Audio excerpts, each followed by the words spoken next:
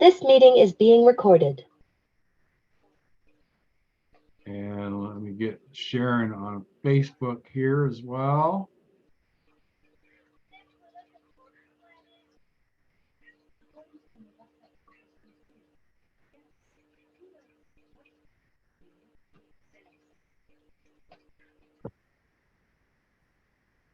Probably should have done this while we were all in the break room.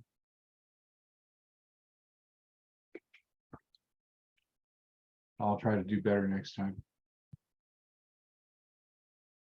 If you posted your contact information in a chat versus in the main room, go ahead and redo that so it'll show up for everyone.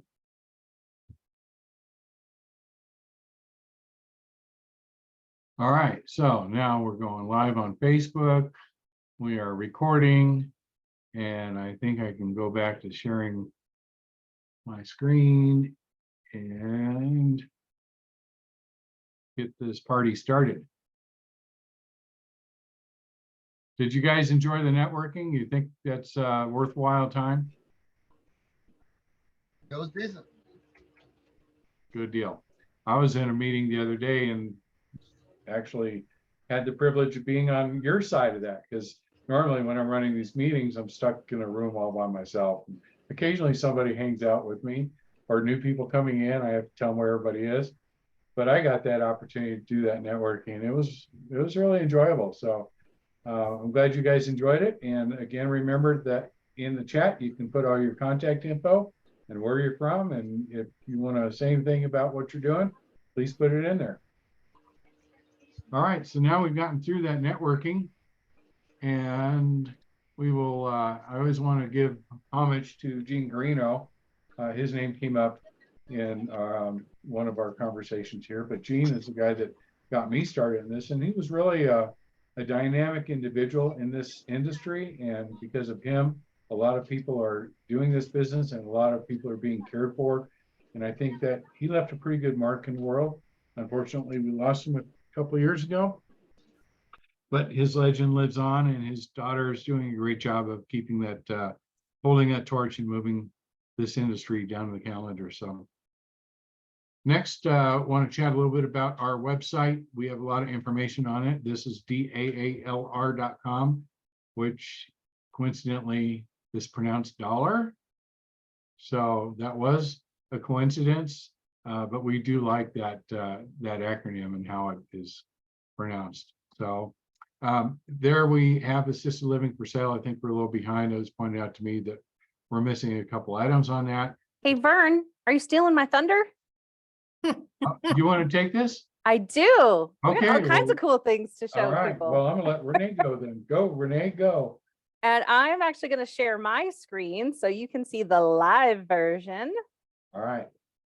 All right. Does everybody see the Denver ALR website? Very good. Okay. So I want to just point out every month you want to check out this announcements page.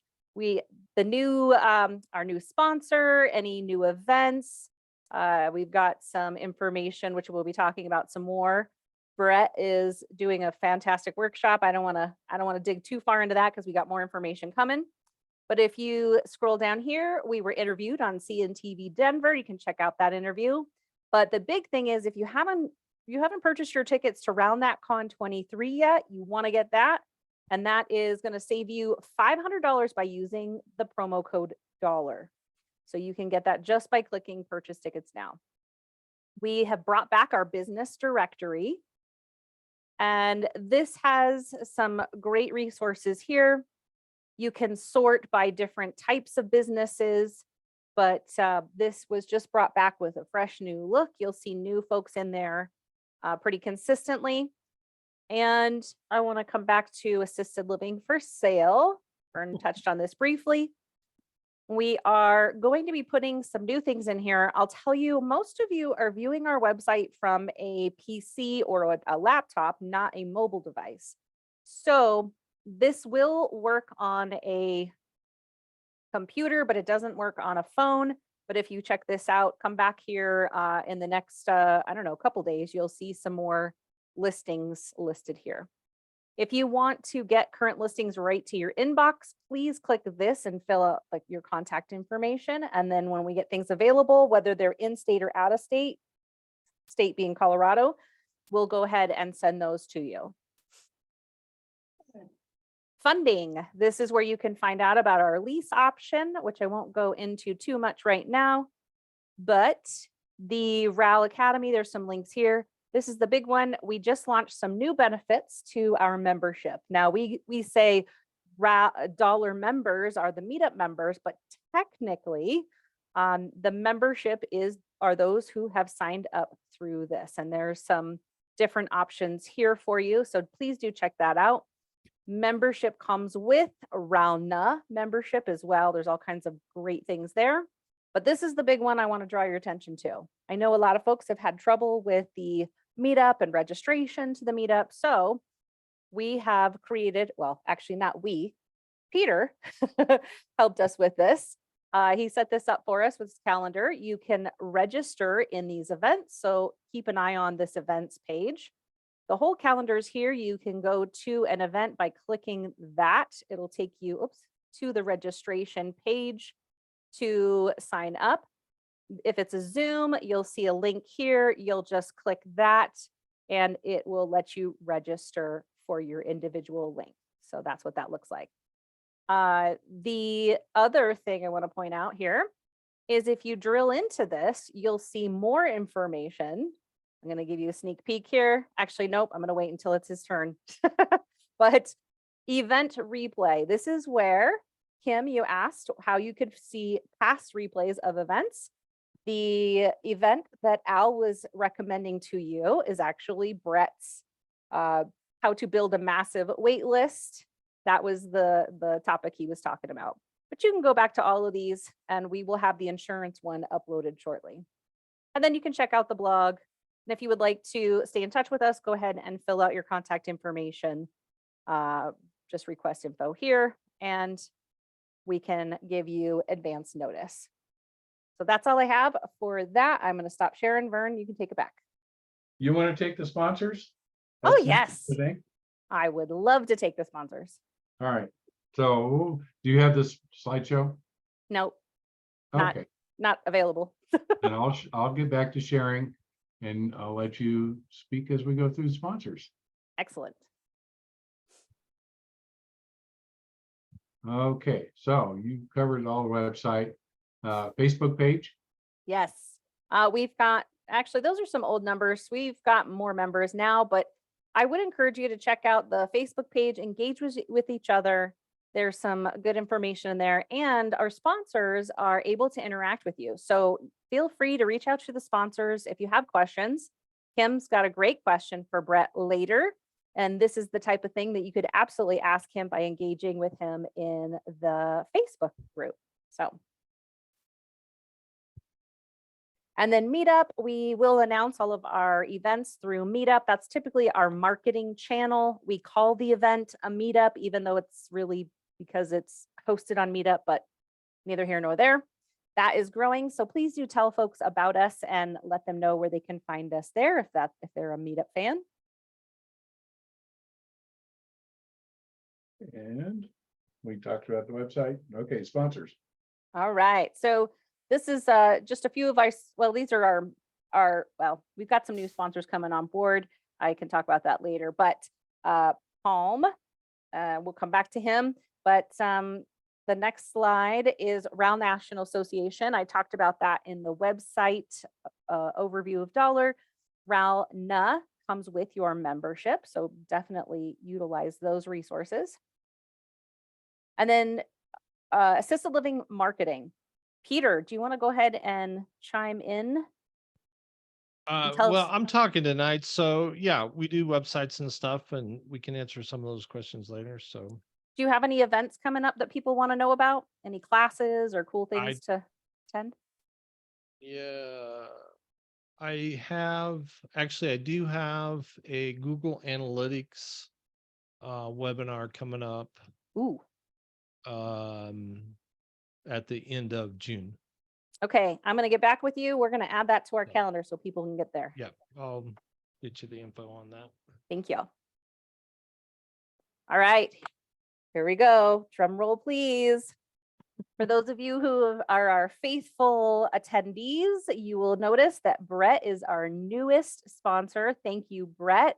I'm going to have you come off of mute and just tell us a little bit about Palm University. And then I'm going to, in the next slide, let you talk about your upcoming event. Awesome. Well, thank you very much, Renee. So again, my name is Brett. I've had the pleasure on speaking here a couple months ago on building a massive wait list. My wife and I, we own Platinum Resort Assisted Living. We're in Georgetown, Texas, a little bit north of Austin. And we have a memory care mansion. That's what we call it. It's a luxury 16 bedroom, 16 bath home that we offer all the care and amenities that you would get at one of those big smelly facilities, but in a luxury boutique mansion of a home with a chef and a salon and all the things you really want. So we build these, we're building 4 more of them. We're building our own neighborhood of these 10,000 square foot custom memory care mansions. And we have a business in a box. So if anybody's interested in doing this and kind of shortcutting the steps here, reach out to me. I'm happy to show you what we do.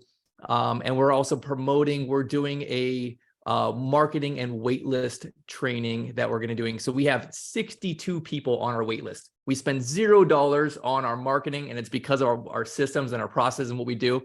So we're going to be sharing and kind of pulling back the curtain on how we build a huge, huge waitlist without spending any money on marketing. Vern, can you show the next slide so they can see how to register for that? All right, go ahead and take out your cameras. If you are not a current Dollar member, meaning you've signed up on the Dollar website and you have a member login, you're going to want to do that first. Brett has been so kind and generous as a sponsor. He is giving our Dollar members 50% off of his workshop. If you're a Dollar member, you can receive that code in your login portal. Your portal login is what I meant to say. And you will find his business card. And if you click his Palm University image, you'll see the offer. That'll give you the promo code to get that 50% off. But if you want to go ahead and just right now scan that QR code with your phone and bookmark that, you are not going to want to miss that, whether you already have a facility or you are building one from scratch, you're planning, whatever it is, you're going to want to be on that. And I'll tell you, Brett is our #1 speaker for 2022. Even today, he's still getting more views on YouTube by the week. So that wait list topic is a big deal. So we appreciate you presenting that for us. And I'll add in, Brett, I've gone through those videos that you have in your program, and they're awesome. They really are awesome. So you guys did a great job with that stuff. Oh, thank you. Yeah, that's about 7 hours of training. So we're going to be doing at least that next week. Starting Monday night, we'll spend about an hour, hour and a half each day, and we'll stay as long as we need to. If people have questions, we're going to be doing it live. So I'll go through, teach you kind of just everything kind of step by step so it builds on itself. And then we'll stay and people can just jump on there, ask questions, and we'll kind of go through everything that we do, how to use your network, build referrals, use placement agents, how to use different people in your community to fill your beds and constantly send referrals without spending any money. And if you guys want to check out that beautiful facility on his website, just go to palm.university. There's no .com, it's just palm.university. Cool. Awesome. Are we ready to go to the next slide? Excellent. And I don't think we have any, nope. Brian and Michelle are not here, but Kankowski Law, Vern, you have a lot more interaction with them in the things that we've had to do to get approval and helping clients. Do you want to talk about some of the things that they've done for our clients? They've been fantastic for the assisted living community as a whole. And, they've been involved in this for many years. I met them actually at a RAL back in 2018, I think it was. It's been some time, but, they've been, we had some issues going through Colorado where they were going to change the laws, and they got involved and helped the community fight some of those changes, which would have been very impactful on the the income and the business of the smaller RALs here. They've helped people. I had a client that did something up in Fort Collins, bought a new house to, well, not a new house, but a home to get ready. And they had to fight the HOA to get enough people in there to make the numbers really work. Needed to be at least 12 beds. And of course, the state starts off at 8. And the Pinkowskis were able to help them maneuver through the city, maneuver through the HOA meetings, and get that 12 bed that they needed to make that business really work out well. They've done that nationwide. So if you're trying to fight HOAs or zoning, then these are the people to talk to. They really understand the fair housing laws, which are federal, and they're going to overwrite the local jurisdictions. HOAs, they've got no power. They can be a real pain in your butt, but they have no power over federal law. So these are the people to talk to. They're also doing some business transactions. So when we do a purchase for one of our operators, we usually refer them over to the Pinkowskis to create that purchase and sale agreement. So again, assisted living, Pinkowski law, that's a place to go. And I'm going to plug in one more thing. Michelle is she on the board, FGI board, or? She is, yep. Yep. So she can help you with those Facility Guidelines Institute standards. And for those of you who haven't yet run up against those are the building standards for these types of facilities, and she can absolutely help with that. And they're awesome people. So Yes.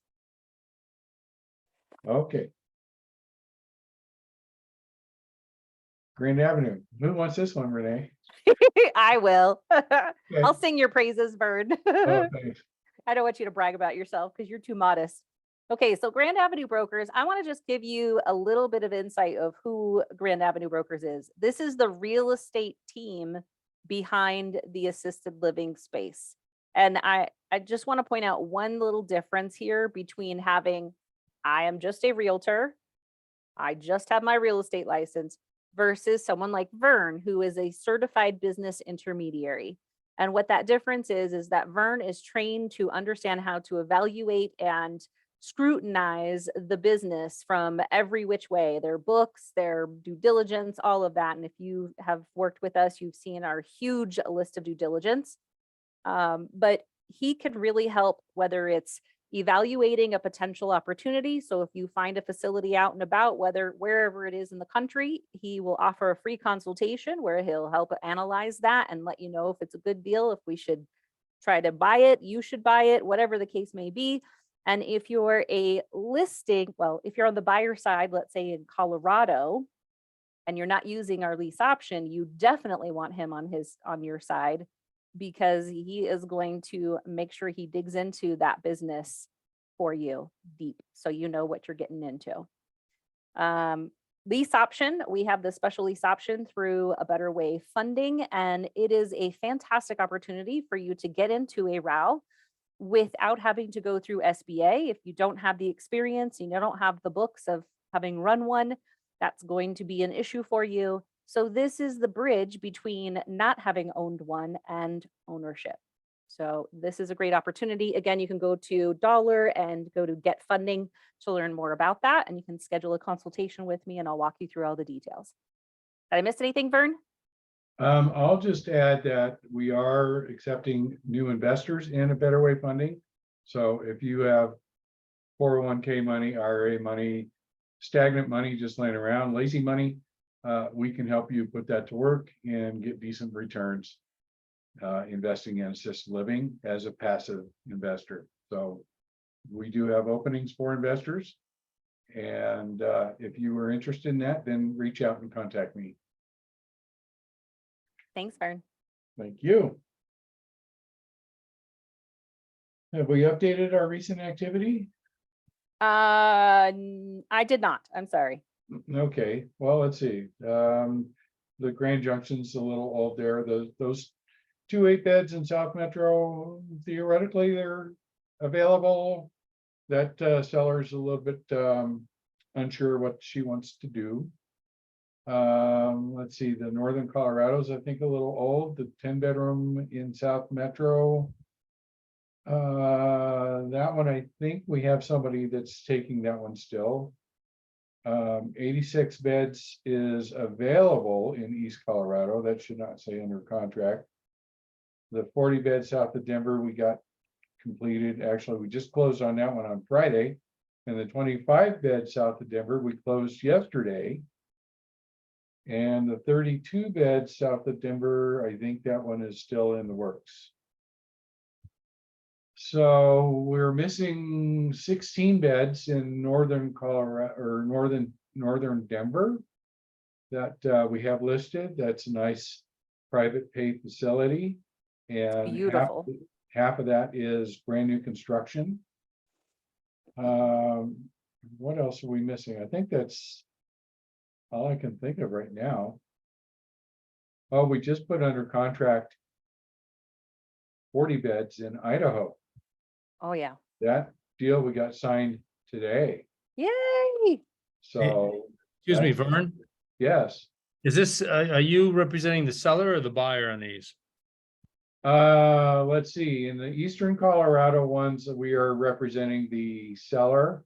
The ones we just mentioned that are in northern Denver, we are representing the seller.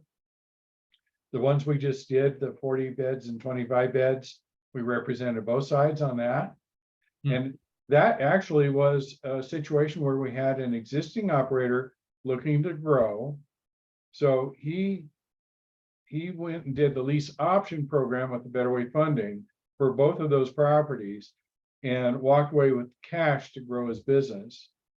So it's a way to take an asset that you have today and convert it into business growth.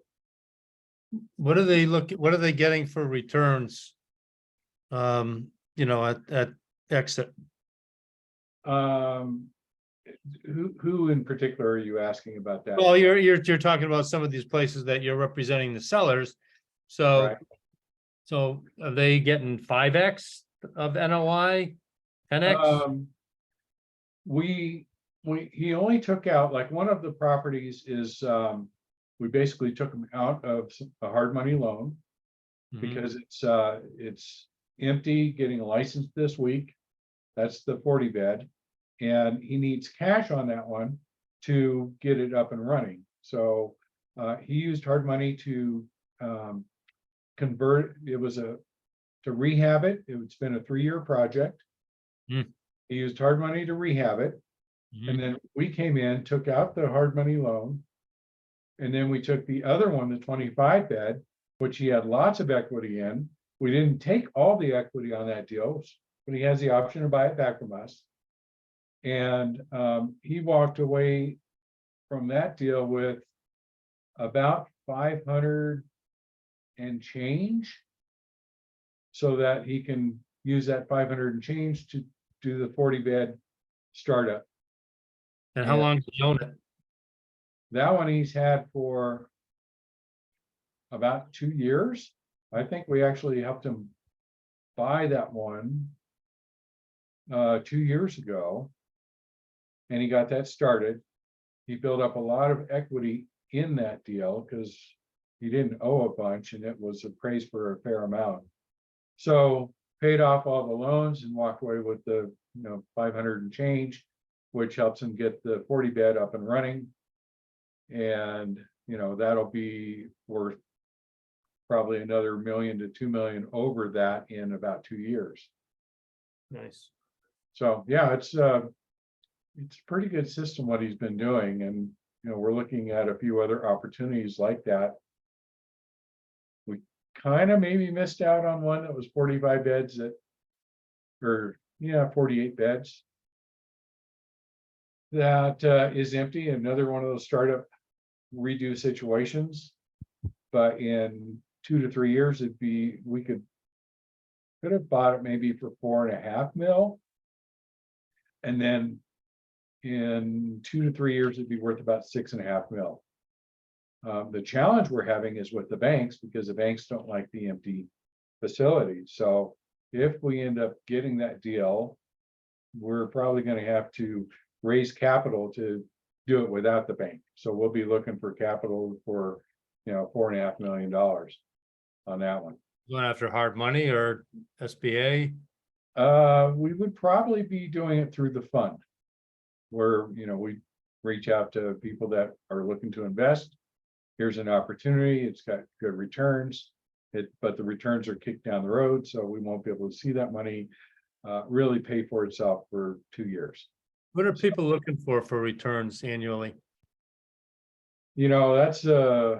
That's probably a conversation we need to have offline because we are on Facebook, so when we get to actual real numbers, we kind of have to have those conversations directly.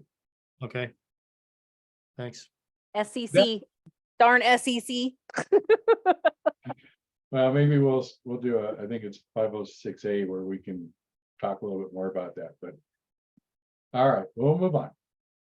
Okay. And this is a map of things that were currently on the market.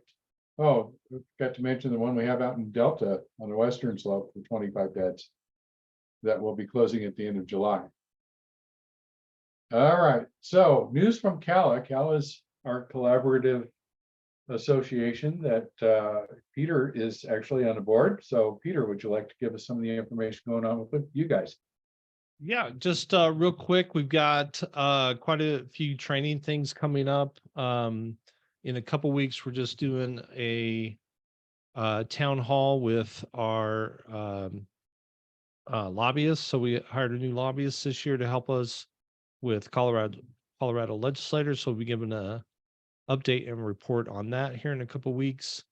And we just added a training. It's going to be a 4-hour workshop on emergency preparedness and helping folks get their emergency preparedness plans put together, making sure you have everything in it, that you're making sure that when you get surveyed, all the key things that they're looking for are in your plan and part of your plan. So that's coming up here at the end of the month as well. So if you're not on our email list and not getting that, if you'll shoot me your email, I'll be sure to add you guys to the email list to see the training and stuff we have coming up. Can I just give a little plug for CALA real quick? If you Sure. are not a member of CALA, here's the difference between CALA and Dollar and why you want to be a member of both. CALA does a ton of great training on the day-to-day stuff like emergency preparedness and your employee staff records, like the stuff that you have to do in your day-to-day operations. And they are the ones that are lobbying for your rights in Colorado as RAL owners. Dollar is focused on more of the marketing and the business side of growth, less caregiving operation and state, what do you call it? State, what's the word, Peter? State Regulations. There you go, regulation. So Yeah. this is why we work in tandem. We try not to duplicate each other's efforts and we try to cover the whole spectrum between both clubs. So. All right, thanks, Peter. And speaking of Peter, he is now our presenter. Known Peter for a number of years and have used him professionally for several years now. Peter's built our websites. I've been dealing with websites since early 2000s with other businesses, and I have found that they can be a real pain to deal with IT guys. And Peter's been very, very, very responsive to all of our needs and has been the best web guy I've worked with, best IT guy that we've had. And so he's also a sponsor, which is very convenient. I'm going to, let's see, Peter, are you able to share your screen? And I'll let you take over. I'll grab it. Yeah, thank you for the introduction, Vern. We've been in this space full time for 13 years. And, before I started doing this for other people, I was exploring and learning stuff and doing it on my own and experimenting and seeing what worked out there.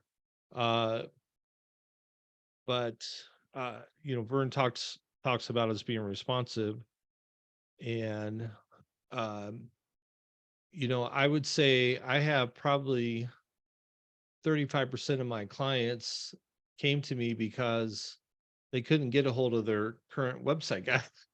Like he wouldn't answer, or they asked for something to be changed and it took 2 weeks or 3 weeks or a month to do it.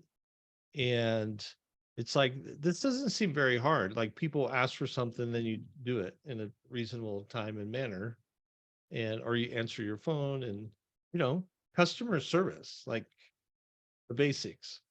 And so we just, that's our passion.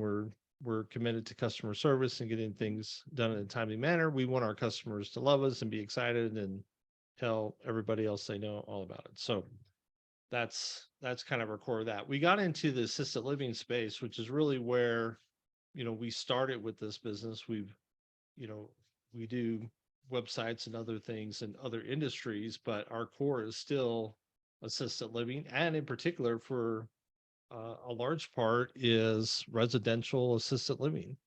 And when we got involved with the Colorado Assisted Living Association over 13 years ago, I found a group of people who had these huge hearts that cared about caring for people. And most people that we find, a large number of people in the industry, are caregivers, and they wanted to do it to be able to give better care.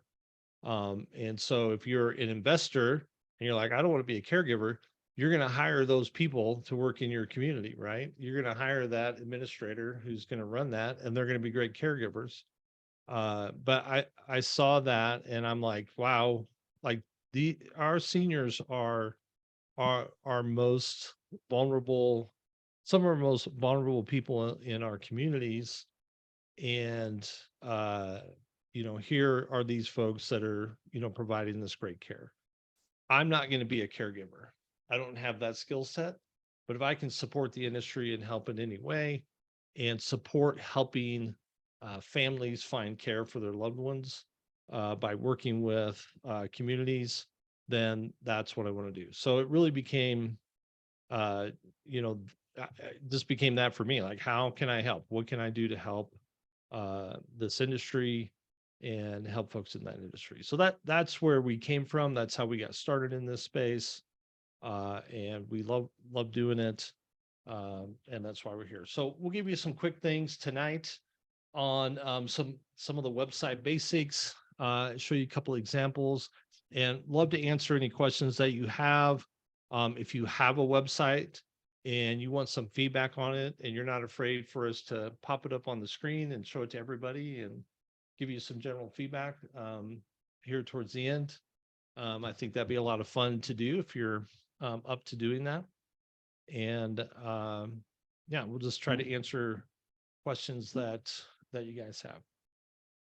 So you're seeing my PowerPoint, right? Excellent, thank you. So there's just some core basics that we do a lot of training on. They usually wind up in these 8 categories. Whether you're a senior, care facility, or any kind of business, this is pretty standard types of things. But we always start with strategy, people, problem, process. That's the real core piece. Who am I marketing to? What's the problem they have? And how do I uniquely solve that problem? And so those are important questions when we're starting a website project. We like to ask a lot of questions to try to gather what about your community is going to be a little bit different. We heard already tonight, are you going to be a luxury facility? Are you going to be memory care focused? Is there sometimes an owner administrator, is a licensed nurse or a licensed physician, so they can provide a different level of services. So there's always going to be something unique about that community, its location, where it's at, who's running it, and pulling out those unique things so that as people are looking at it, they can start to go, oh, okay, this place is different than every other, big box assisted living that I've looked at, and pulling that out. And really focusing your marketing in terms of any kind of print, websites, so forth, on your target market. So on your website, who is your target market? I'm curious to get your guys' thoughts. Who are we trying to market to for residential assisted living? The kids of the residents. Right. The children. That's who we're marketing to. The resident isn't searching. They're not looking for the next place they're going to live. Their kids are the ones looking. And so keeping that in mind, what are the things that they want to see?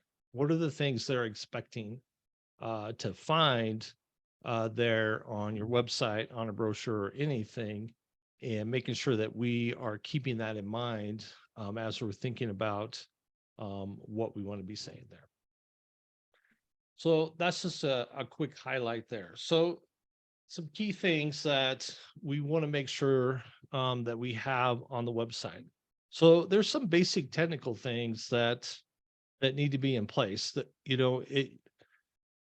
it used to be you could just slap up any kind of website and it would be okay. But so many different things that Google's requiring, so many different devices we have now. It adds levels of complexity, and sometimes technical things that have to happen and have to take place.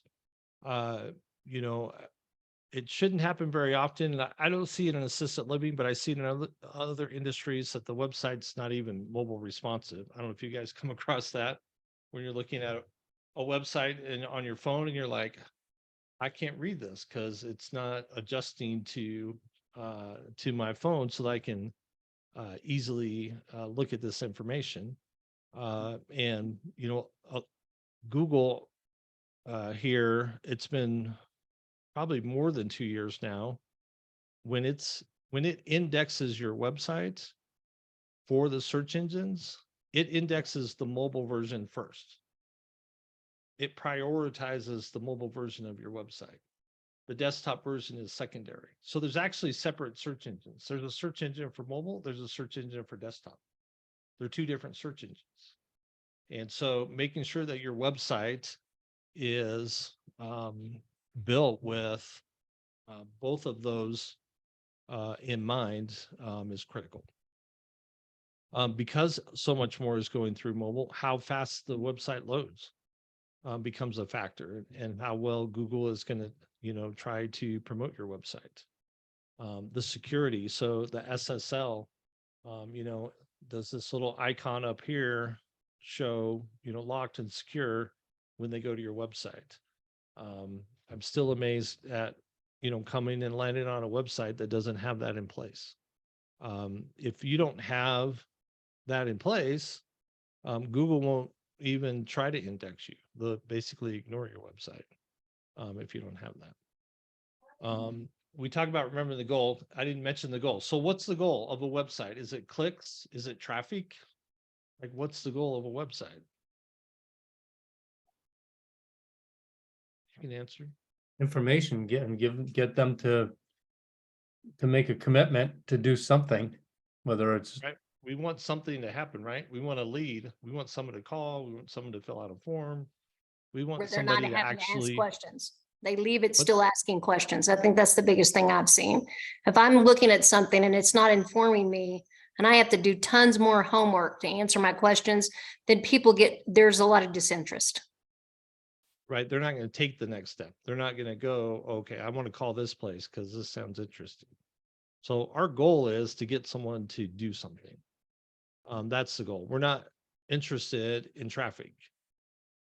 We need traffic, but we need someone that when they get there, they do something. So that's always our goal. And then we have the rule of 3 clicks, which is, if it takes me more than 3 clicks to get to the information I want, way too many.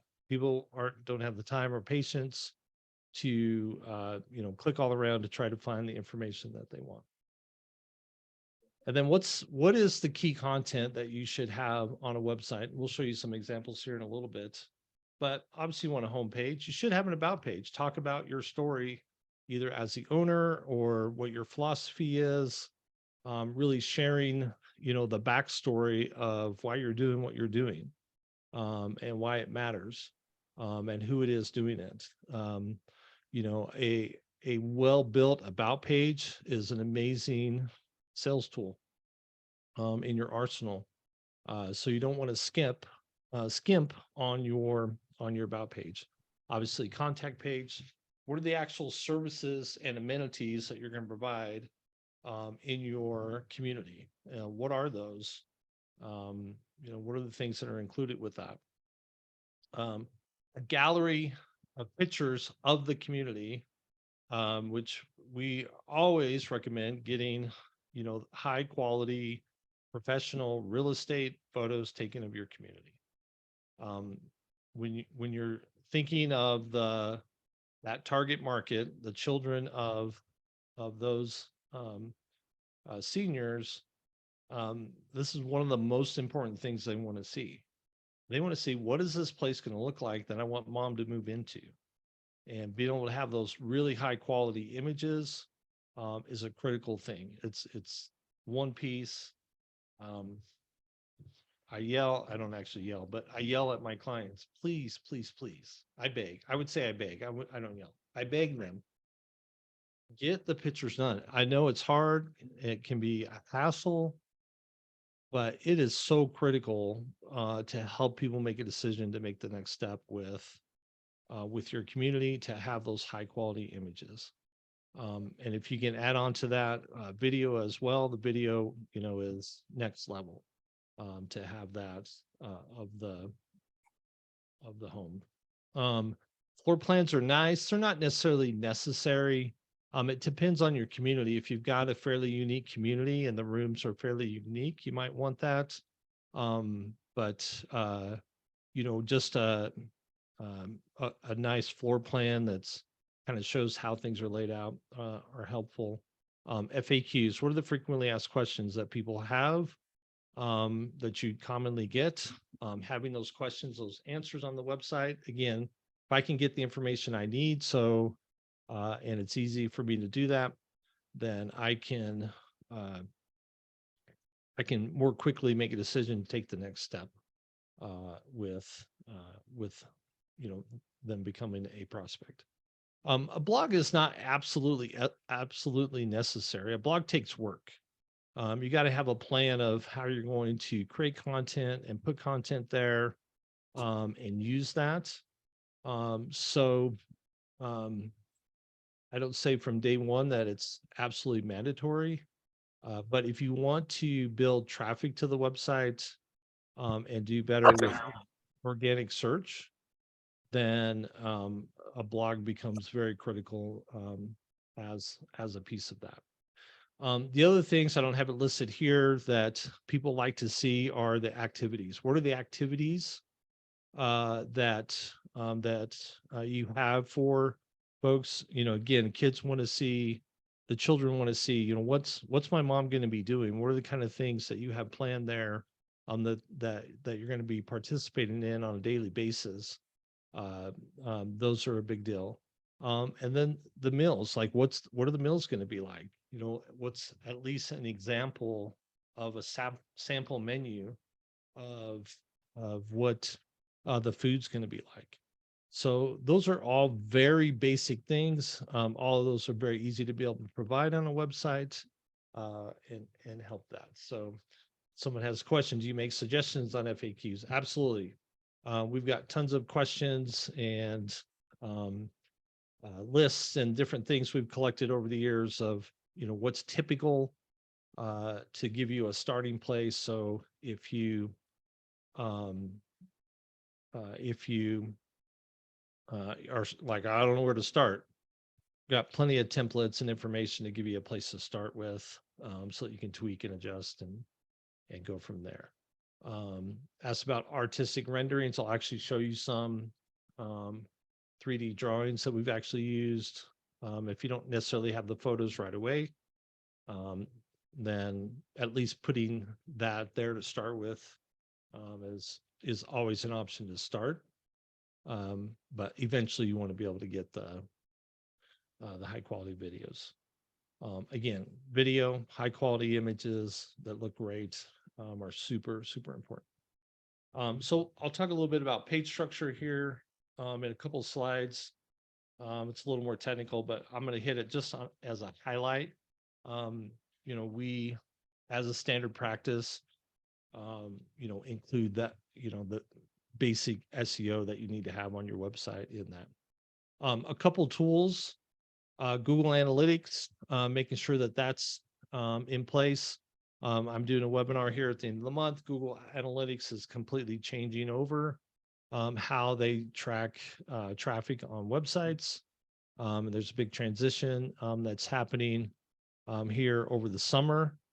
So we're going back and having updates that on people's websites and getting that up to date. So Google Analytics, critical tool, especially if you're going to do any kind of paid advertising to be able to track conversions and so forth with paid advertising. Google Analytics. Google Search Console is a tool that we use to submit the website to let Google know here's the website. And then every time we make an edit or change to the website, we announce that to Google. Hey, we made a change. Please come back and check it out. And so Google will send their little spiders back to crawl the website and hopefully then index that new data, that new information to update the search engines with that. A couple key tools for that. So there's a lot of do-it-yourself website tools out there. Weebly, Wix, Squarespace, things like that. If you're on a super, super tight budget and you just need to get a couple pages up, that's fine.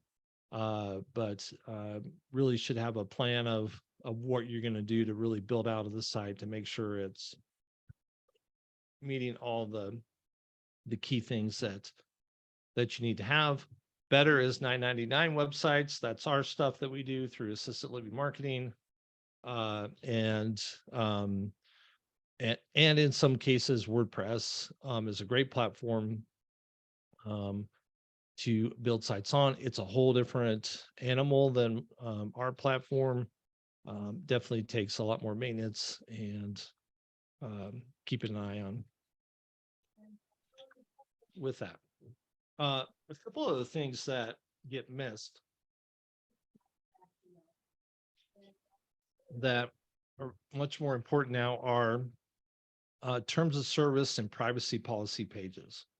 These are kind of the legal pages that the website should have on it. A lot of times that stuff just gets skipped.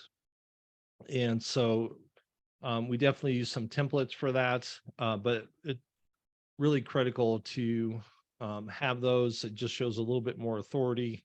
Google appreciates having those. And if you're going to do paid advertising, it's pretty much a requirement to have those legal pages set up on the website. What's becoming more of an issue, and we haven't necessarily pushed this necessarily for all websites, it becomes, the bigger your company is, the more exposure you have, and that's accessibility. So there's the excuse me, the Accessibility Act that came out a number of years ago. There's been a number of updates over the last few years in terms of websites and making websites accessible. And so we have tools that do that, and some of it's just how we build the site in general and making sure the things that are there so it helps make the website more accessible for folks that have that are using some type of tool to read the website. So a lot of times you have people who are vision impaired and they use a tool that will go through and scan the website and they'll interact with the website. And so having that accessibility built into the website is becoming more and more important of a thing. It hasn't got to the place of where it's like, we have to do it on every single site. The challenge is that there are a lot of attorneys out there that are just looking for the opportunity to bring a lawsuit.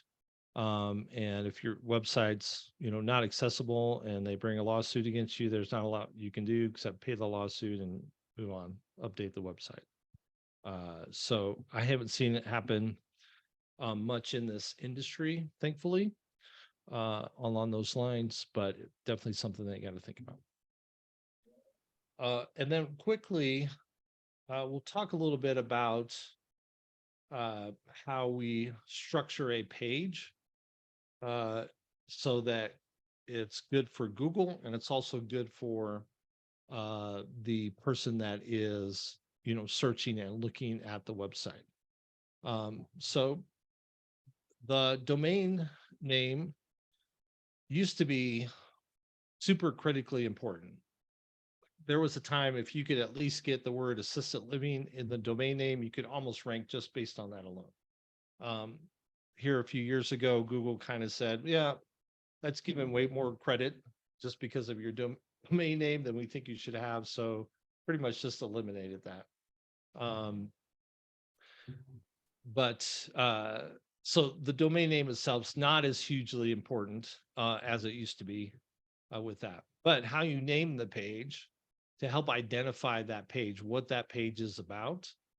If I'm building a page that I want to see rank well for the term assisted living Colorado, then I want to make sure that page URL has that in there, that the title of the page, and when we talk about title of the page, it's what shows up in search results. So let's just type this in. I haven't done this in a while. I don't know what's going to show up here.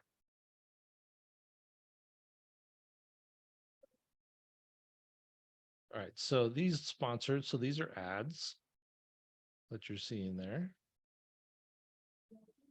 All right, and then here are some websites. These are some bigger ones. Let's see if there's any community websites. Here we go. Oh, that's one of my clients. Colorado Assisted Living Homes. So you can see here in the title, we have Assisted Living Colorado. That's the title. So we created that. We put that into the creation of that page. So that's what shows up in the search results.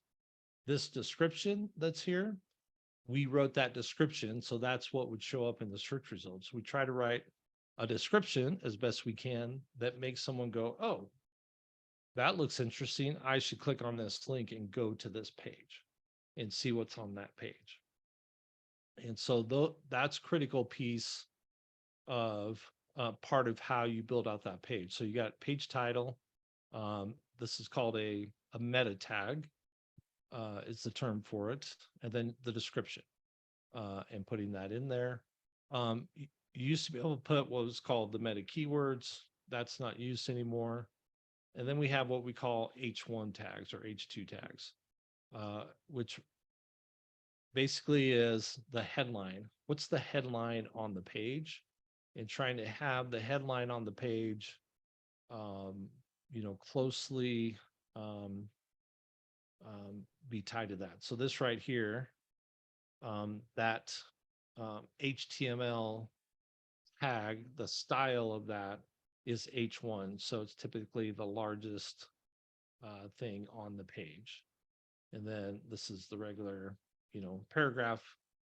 And then maybe down here, let's see if we have some H2. We don't have H2 tags there, but you can enhance that with more H2 tags, which is just a little bit smaller headlines.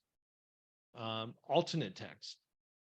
So behind an image, hopefully we've got that. We should have behind an image an alternate tag. So if for some reason this image doesn't display, the text of that image will display and show up instead. And that's also used in these site readers. So if someone's using a tool to read the website, that alternate text is going to get read back to them that describes what that image is in that. Does anyone do assisted living as a nonprofit? Yep, there are some nonprofit assisted living out there. Are there government subsidies, benefits for 501(c)(3) providers? I don't know that. Well, I don't know that there necessarily is because of assisted living. But in every different community where those providers are, they have a lot of different things that they may provide as different services for assisted living in communities. It may be at the city level, maybe it's at the county level and things like that, maybe not necessarily at the state level for some of those things. But yeah, there are a number of nonprofit entities that do assisted living. Yeah. So those are some basics on that. And then how we structure the website. Again, we don't want any more than 3 clicks. So if our homepage is this, we have a handful of other pages, and then we have, a page that may have other pages supporting that, or we may do blog posts to support that page, just to help emphasize what this particular page is about. And that helps Google understand what it is, and also helps people find it more easily with that. So those are some basics of it. I could go into, what other questions do you guys have right now? You want to see some examples, some websites? Sure. All right, let's look at some things. So we can always dig into content and social media. I don't know that we need to do that tonight, but happy to talk about that. So again, one of the things I mentioned is having some type of gallery that's high quality images. Did someone have a question? I got a quick question. Go. Back in the day, it used to be backlinks that Yeah. created Google juice. Is that still going on? So backlinks, so there's 2 categories of what we call SEO, right? Search engine optimization. The first one that we do in building the website is the on-site. What's on your website and all that stuff I just talked about is all part of that on-site SEO. How you structure the site, how you put the content together, and making sure that that's as good as it possibly can be. So that's standard practice for what we do to make sure that that's there. That's the basics. That's what you have to do just to even get Google to recognize you and for you to show up. The challenge is, and this happens all the time with my clients, like, all right, I built my website and it's a month old and I should get like 20 leads this month.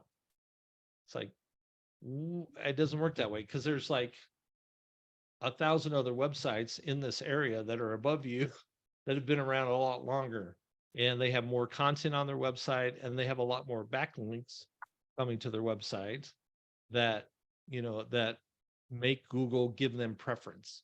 They've got a lot more votes out there as being a good website. And so it's there. So you have to evaluate if your organic piece is part of your budget. What's already out there? What does that look like? And what's it going to take to get on par with that? Can I show up on page 1 at least in the first 10 results on the first page? And we have to look at what's your competition for your, your zip code, and who else's websites are already ranking there. And so that could be a plan of creating backlinks over a period of months. And that's typically 6 months, 12 months, 24 months. We're talking long-term, long process to get there. But it definitely still is, it still works. There's a right way to do it. There's a wrong way to do it. But it definitely can still be done out there. But it definitely is an investment, and it's a longer term investment. Let's see, a couple questions. Paul, do you think that it's important or a benefit for a website designer to be local to a client? No, I don't think that makes any difference. You have to look at locally, where are you at, where you're located. That's part of the content gathering process of making sure you have that data and that information. But yeah, being right there, we built websites from coast to coast for clients and not had any problems. Let's see here. When I look through AL websites, a lot of them look very generic. True. How do you make sure that each of your clients have a unique looking website that's company credible and real versus looking the same as other sites? So this is really about the images of the website. So a lot of times, we just have to start with stock photos. Well, everybody recognizes a stock photo. So a stock photo is not bad. It can look fine. It can look nice and pleasing and pleasant, but it's not very personal to that community. So, ideally, if you can get images that are real images from your community, that's the best. That's what really makes connection for folks and connections for people. But a lot of times you don't have those, or they're hard to get, or you didn't get the permissions to get the photos and to use the photos. There can be some cumbersome things with that. But yeah, for sure, if you can get actual pictures of the people that are living in your communities and they're good professional images, that's the best way to make things totally unique and really stand out from other sites. So then the question about a backlink. So a backlink is a press release that gets published on a news website. And in that press release, there's a link that comes back to your website. And so Google will see that link coming from that news website and go, oh, okay, this is a good authority over here that's giving credit back to this website. And so Google will give more priority to your website, again, compared to your competition, and what kind of links they might have.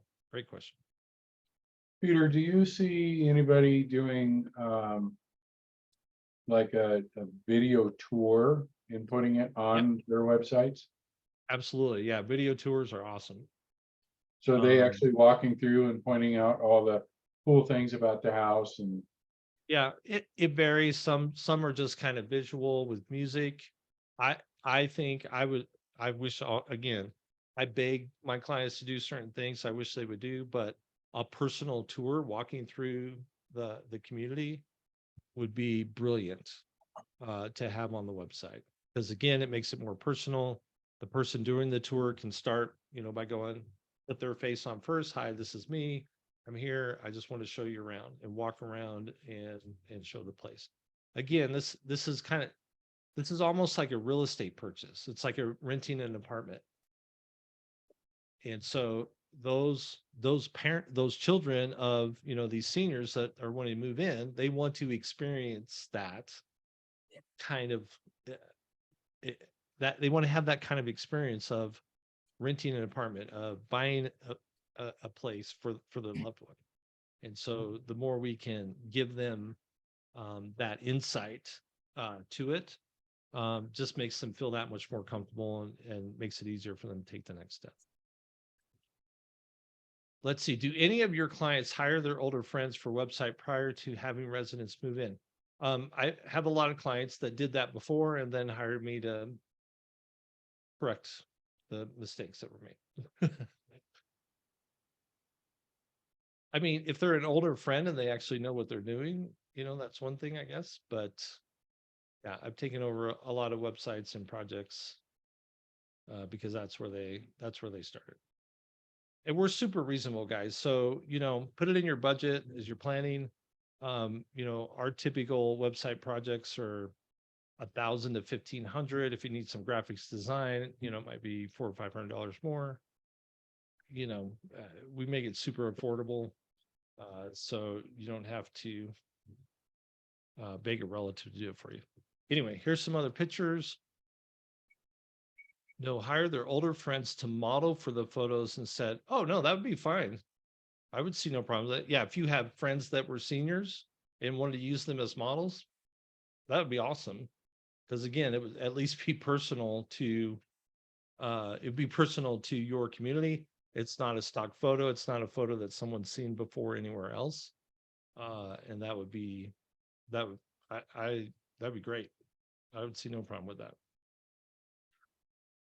Let's see, I was gonna show,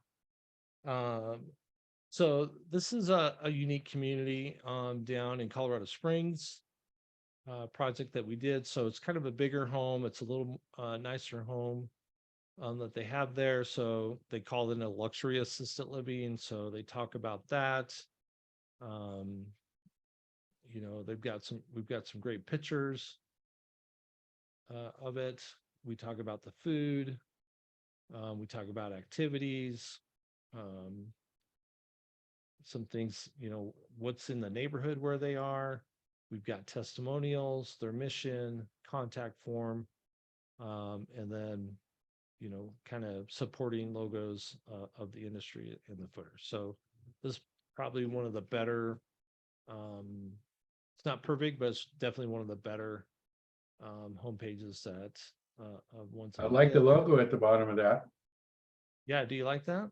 Yeah. Yeah, Denver ALR and RAL National and Colorado Assisted Living. Yep. Reviews is the other thing. Reviews and testimonials, super important. So we have some tools that we use to capture reviews from different places like Google, caring.com, and other sites to really show that, you know, it's really a key thing that people look at are the views. These are the floor plans I was going to show you that are 3D drawings. So they've got some very unique rooms. And so they had the 3D drawings generated for those to really show how those stand out and how those look. That's a great idea. I like that. Yeah. And I can't remember what they did to do this. It didn't take much. So I think the same people that do the photos here in Colorado to take the professional images can generate these 3D layouts of the rooms as well. For that. Schedule a tour, career opportunities. That's usually another one. People are looking for jobs. And then, you know, some of what they offer and so forth.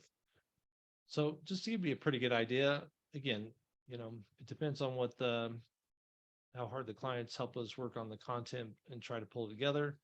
You know, we try to give you the ideas and capture the information and be able to provide that. But again, it's really up to you to really drive what that content's going to look like and be. All right. So does anybody have a website they're willing to have us take a look at and criticize in a nice way?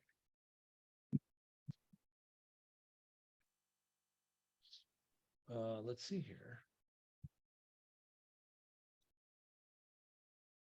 All right, Terrence threw one up there. Yeah, okay. Let's take a look. Whoops. Sorry. Let's see if I got this right.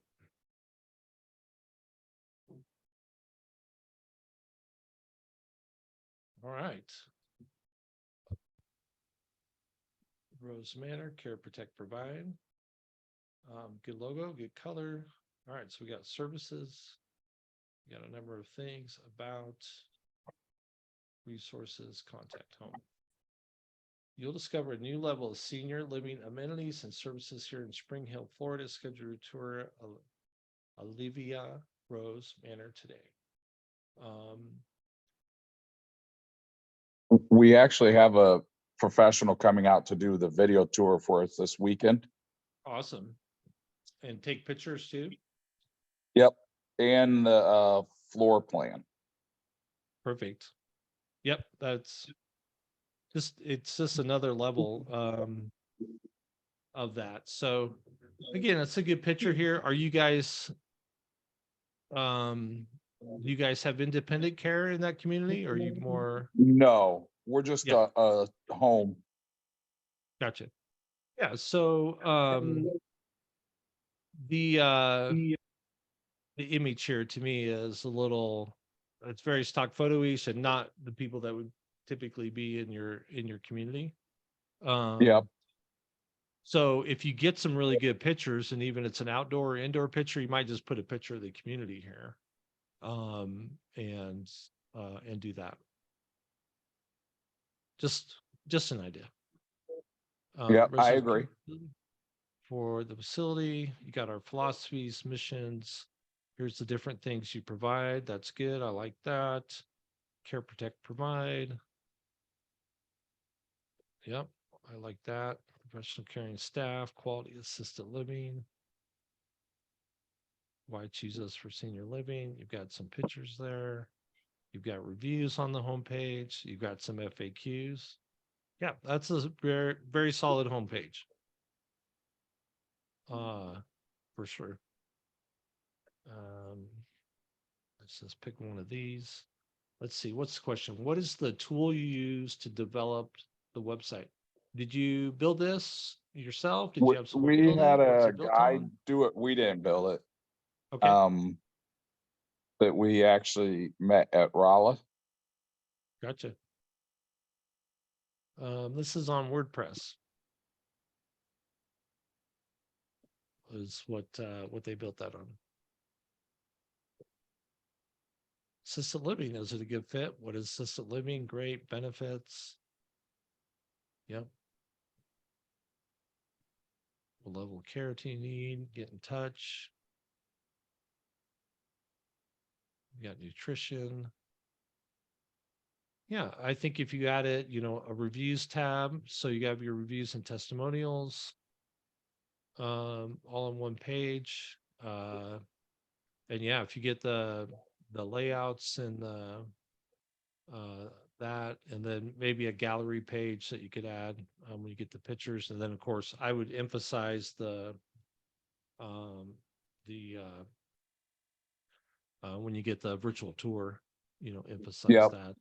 Yeah, I want to So- have that on the front page, like almost something that they can, one of the first things they see, especially in our area, our homes very different just due to the size and the acreage and the privacy. And Gotcha. so it's why we're trying to get it done now.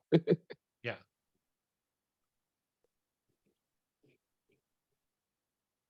Yeah. And I agree, there's just, I think it can be cleaned up a lot better. And Yeah. like, there's some like you tweaks said, that we have pictures. I would like to also, I thought it was supposed to be backlinked to like our Facebook and, we would yeah, like to have Facebook it set up a links. little, oh, I guess it is, but Yeah. we would Facebook's like to linked have in it set up so that, it's a little easier for us to like just add pictures to the website, keep it more updated.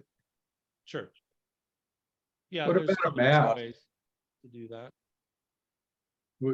So I don't know if that's, if you can kind of help us, like you said, make it a little better and hopefully rank a little better.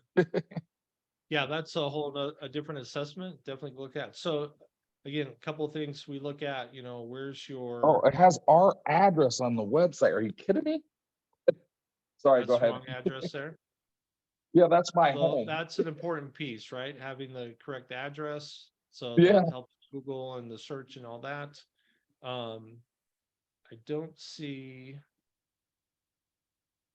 There's not any links to a terms of service or privacy or legal pages. You don't have any legal pages.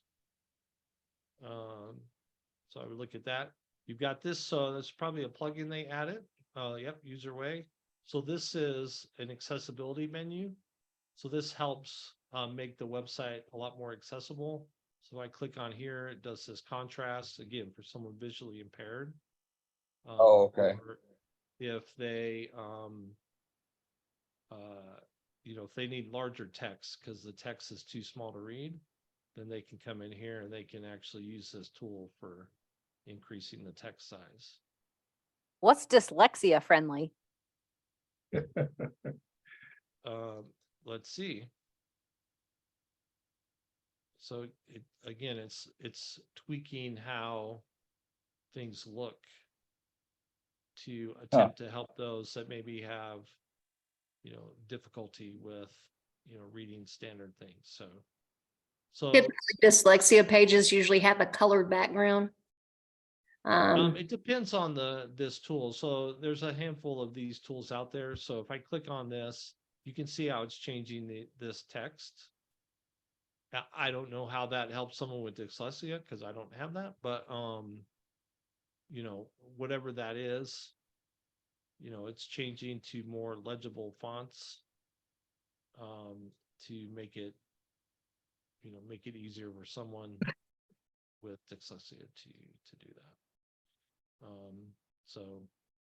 So that's what this tool is here. If you see that on a website, that's a tool to help accessibility on the website for those that need that. So that's good to have that there. Peter, would you add a map to this? Well, what I would do is, you know, with your address of the location that you have in the footer, is definitely have it mapped.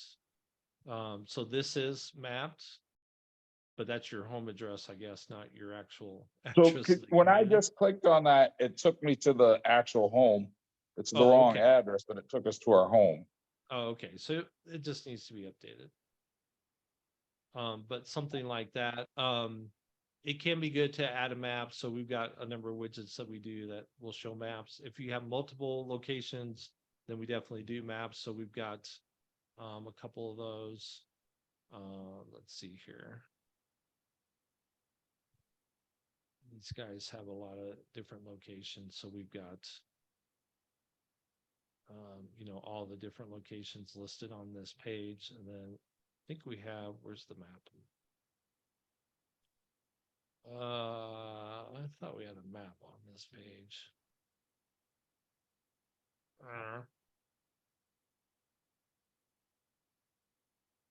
It may not be live right now, but we've got, this is just for their office, but that's something we're working on to add there. Let's see, accessibility issues have color background changes, fonts, variety of visible options, including enlargements, wonderful for those visual accessibility issues. Absolutely. Agreed. Yeah, so overall, yeah, I give this a big thumbs up, a couple little tweaks, and always to make it better. So my general philosophy is, you know, your marketing assets that you own versus that you rent. So your branding, your colors, your logo, your messaging, who you are, your mission, that's stuff that you can control, and you can change that, and you can make that as best as it can be. And you own your website, like you own that. So if you're going to invest money, you know, make your website one of your best marketing tools that you have, and invest some money in that. And then just understand that if you're going to use Facebook or Google Ads or any of those things like that, that's rented space. Those platforms are allowing you to use those, but they could take them away at any moment in time. So spend money there cautiously and carefully, and measured and tracked, because it's that rented space. So take your time, energy, effort, invest it more in the things that you own. So if I am doing something on Facebook, I want to send them to my website. Like I want them going to my most important asset that I have on that I own. So other questions? I have a general question for you, Peter. Most of this seems to be geared to larger facilities. Kind of my thing that I'm stepping into is trying to maintain smaller group homes with some type of Medicaid support.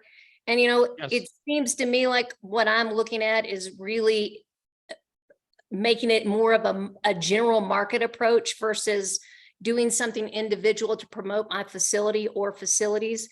I mean, I'm assuming that I ran into this once before in my background in medical sales, having to re-educate an entire market. So it was a really big undertaking.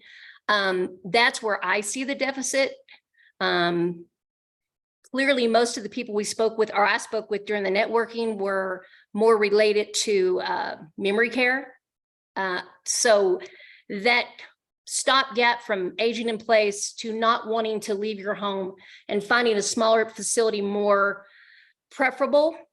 I have an issue with how you market that, because part of that has to do with, you do have a set waiting list, but you also want to be aware of how you process the availability outside of going to case managers, outside to going to residential care facilities or nursing homes that are dismissing someone. So that's kind of my general question. I've been in big business before.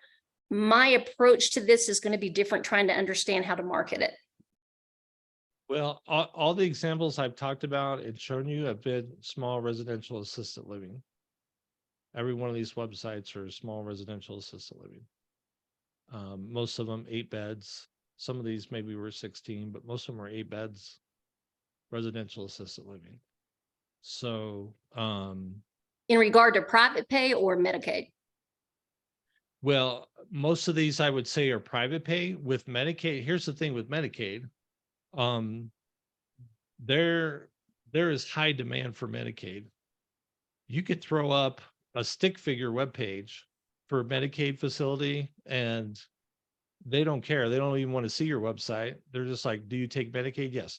Because in Colorado in particular, we don't have enough Medicaid beds because the reimbursement for Medicaid in Colorado is so low that people are taking less and less beds. We've had hundreds of facilities closed that were Medicaid facilities in the last year. Hundreds of beds we've lost that were Medicaid beds because they can't afford to stay open. Kind of my thing, just from a business perspective, I'm going to have to pull in a few private until I move or develop another facility. I'm going to have to pull in a few private pay, but that's where my passion falls because there's such an issue with it.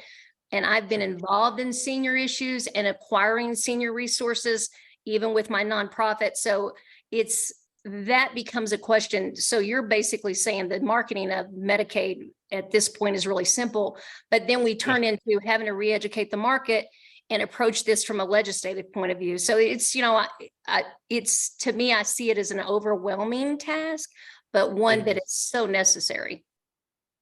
Well, it's critical What, because buddy? Are you locked out? all Oh, these sorry. folks, you're unmuted there, Terrence. Yeah, it's a big problem in Colorado. I know it's like in other states, but very close with it with what the work we're doing through the association to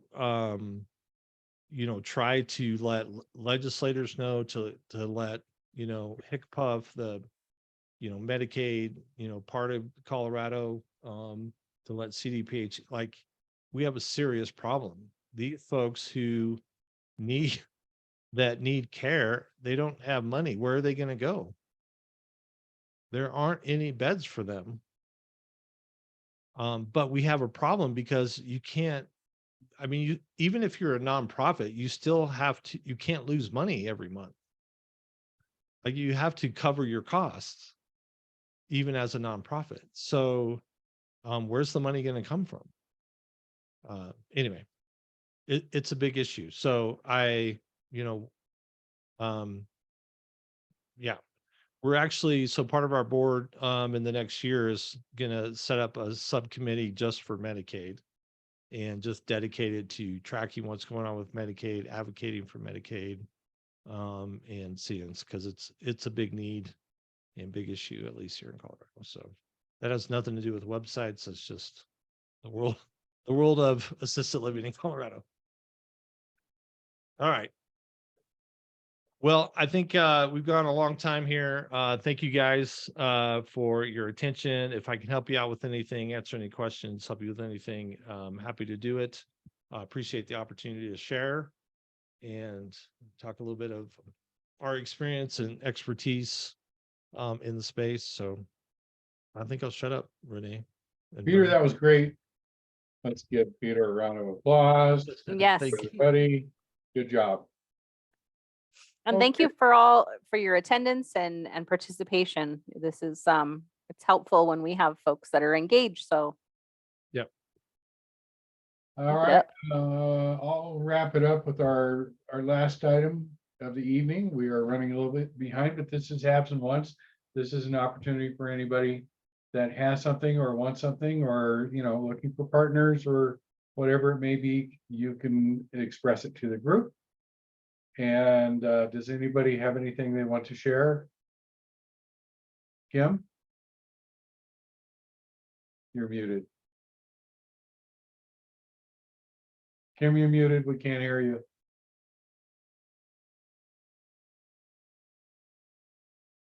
Okay, I do have a question for Brett if he's still here. He is not, but Okay, there um, went. what I can do is make an introduction. If you are, you signed in your email address to register, so I can make an introduction to him if you'd like to. Ask That's that. okay. I've already messaged him on Facebook back and forth, so I can contact him Perfect. myself. That's okay. Excellent. Were you asking me about the information for the real estate investment group? Yeah, you can certainly let people know what you're doing. Oh, okay. So my husband formulated the real estate investment group in Amarillo, I think back in 2016. So I'm actually going to be speaking at the meeting June 20th. And I had reached out to Vern to see if he had any information that we could share for them, specifically more on a passive opportunity for our investors from a reputable source. So. And Kim, do we have your contact info in here? Yeah, I put it up there. I should Okay, have it. Yeah. so yes, we'll reach out and chat with Okay. you offline. And Vern, you want to tell people how to save the chat? okay, so in the chat where you put your information in, right below, you're gonna see three little dots. And where that three little dots is, if you just click on that, you can hit save chat and it will save it as a text file. So that's how you're saving everybody's information that you met tonight.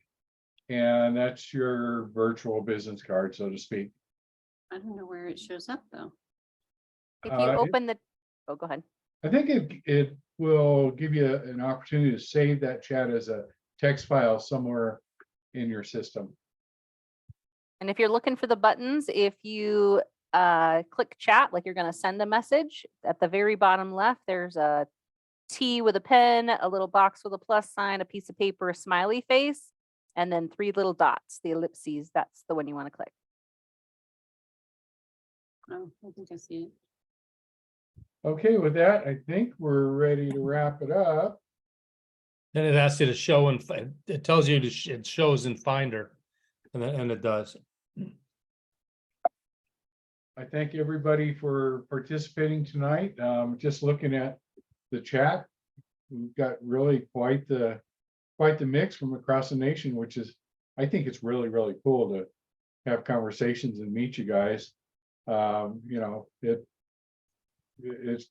it's just pretty darn cool because this started off as a little local group, hence the Denver name. And it's kind of grown into something a little bigger than what we are. So we're pretty excited about it, and pleased you guys took some time out of your evening to join us. Hope to see you next month. I think we're talking about Medicaid next month. Is that right, Renee? That is correct. So that could be a very interesting conversation. And we will see you all later. See you next month. I will leave this open if you guys want to talk amongst yourselves. This is, hey, we're breaking down and we're in the restaurant and you can go chat with somebody. We're just leaving the room open until everybody's gone. But I will sign off. So we will see you all later. See ya. y'all. Take care. Thanks all. Thank you, guys.